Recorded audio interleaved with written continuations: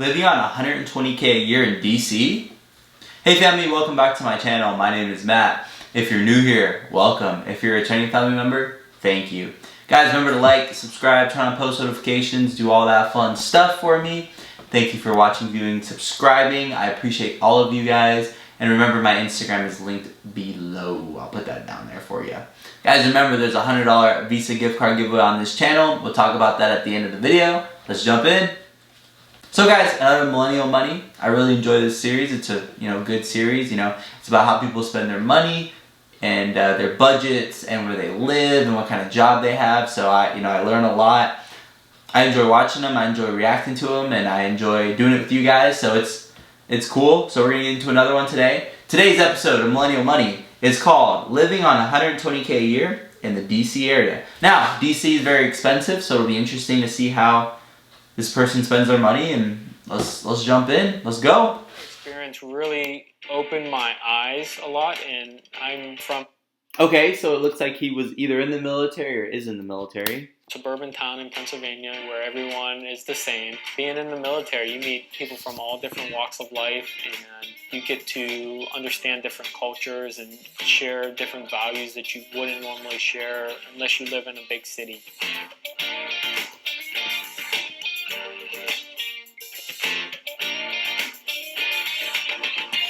I'm Garrett Ramella. I'm 24 years old. I make $120,000 a year, and I live in the Washington, D.C. area. I work as an information systems and financial consultant. Defense. I can see that. Information systems and financial consultant. I can see that. So he's in the military, got out, and now he's doing this. That's so cool. Good for him. Contractor for a company called Titan 10.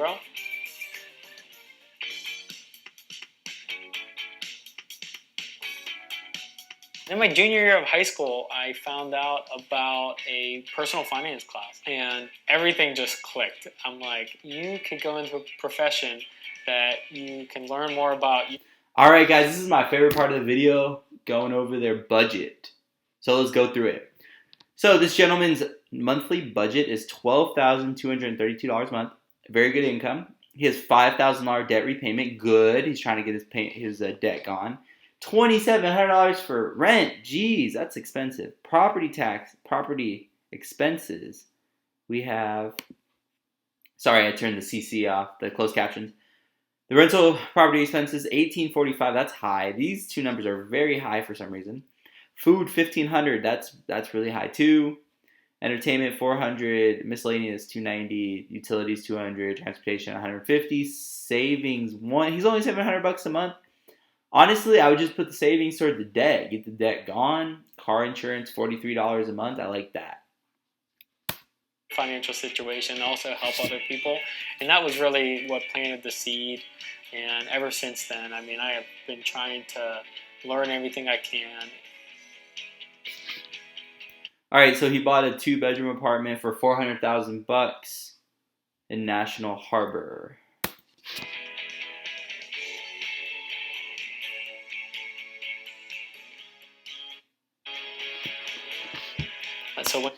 Okay, so as a veteran, he used the VA home loan program to purchase the property. That means you can put 0% down on the house, which is kind of good and bad. It's good because it's a military benefit, but you want to put something down on the house because you're getting like a zero.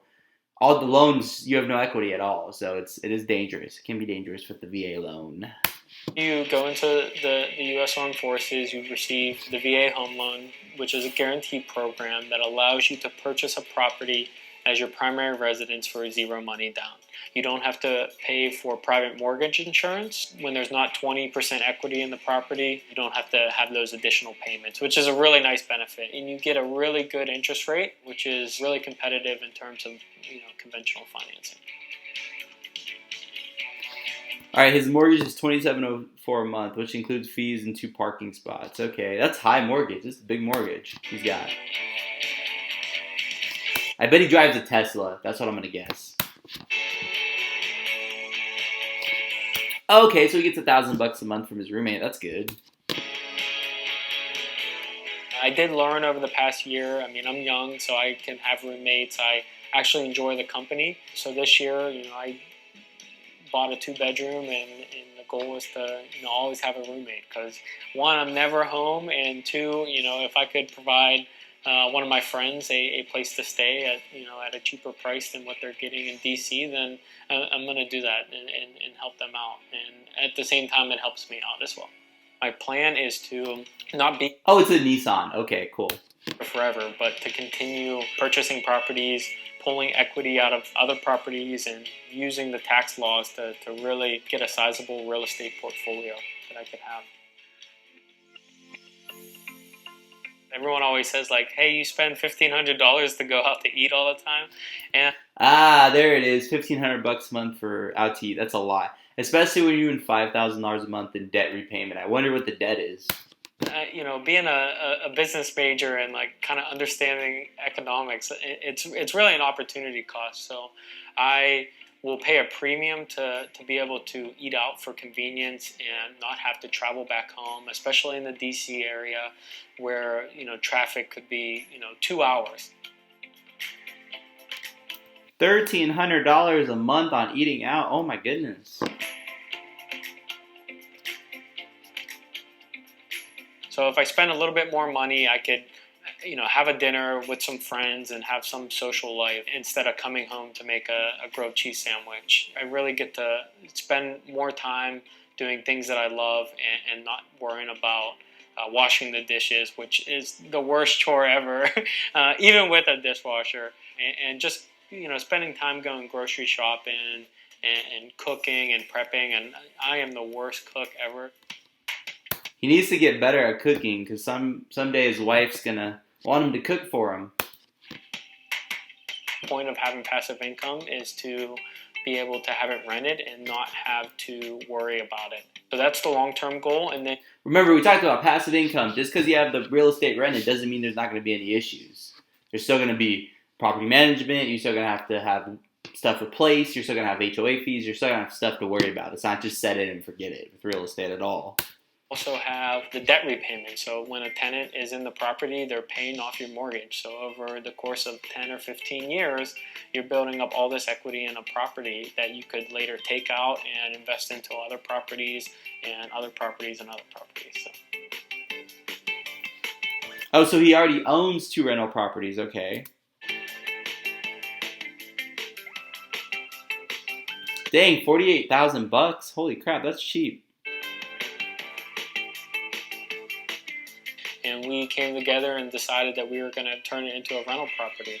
So we spent a lot of time, a lot of money, and we eventually got it to where it was rented.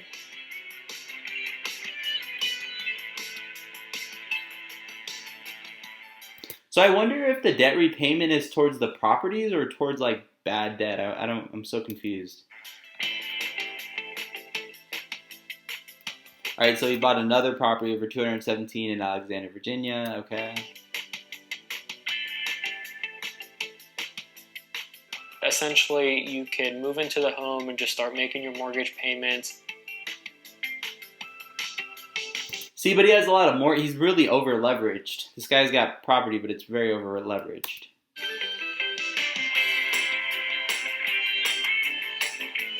With both of the properties, yes, after all the expenses are paid, they make only a few dollars a month. $300 when that's the key thing there. Only $300 a month for all that debt and risk.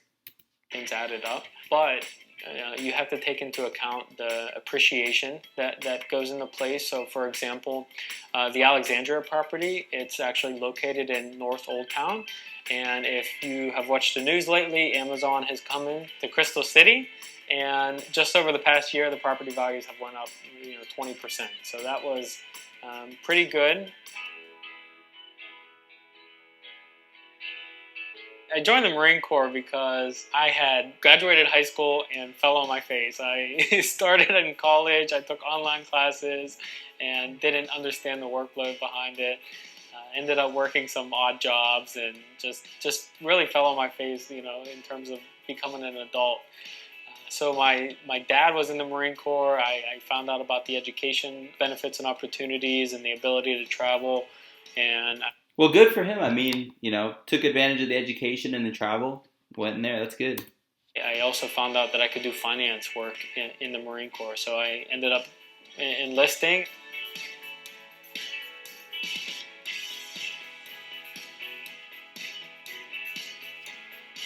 Okay, so we went to Japan for a year. That's cool.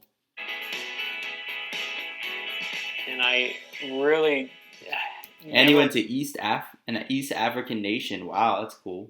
To exercise. so being in the Marine Corps, I mean, you're taught, exercise is a lifestyle. So I spent, it became a part of my life, which was pretty good.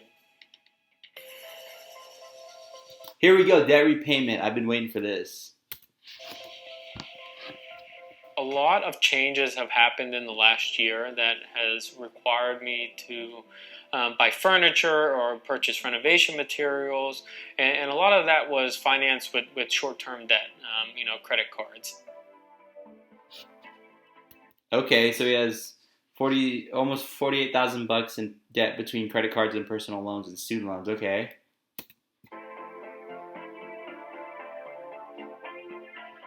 So $5,000 a month for debt repayment. I mean, in a year it'll be gone, so that's good. Instead of putting more into a savings account or into a retirement account, my main focus now is to get the debt repaid as quickly as possible. And, that's going to be possible because of the increased income that I have gotten over the last few months. I don't want to put in money to a retirement account that gets like 10% interest. Given the market returns, if I'm paying 20% interest on a credit card, that's just unwise. So the biggest thing is just getting the debt repaid. Most of it has been interest free, which is great, but it is at that point now where I kind of have to focus on the debt repayment. Good for him. He's taking it serious. Get that debt gone out of your life.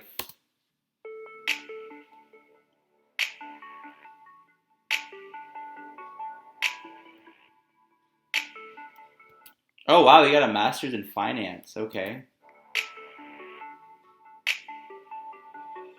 He's just got more degrees than a thermometer. Jeez, now he started a master's in IT management. Wow. Schools I was talking to, they said, "Why are you doing this?" And I'm like, "Well, it makes sense in my head. If I go and I spend my weekends at UVA and spend my weekdays at American University, I'm learning much more quickly."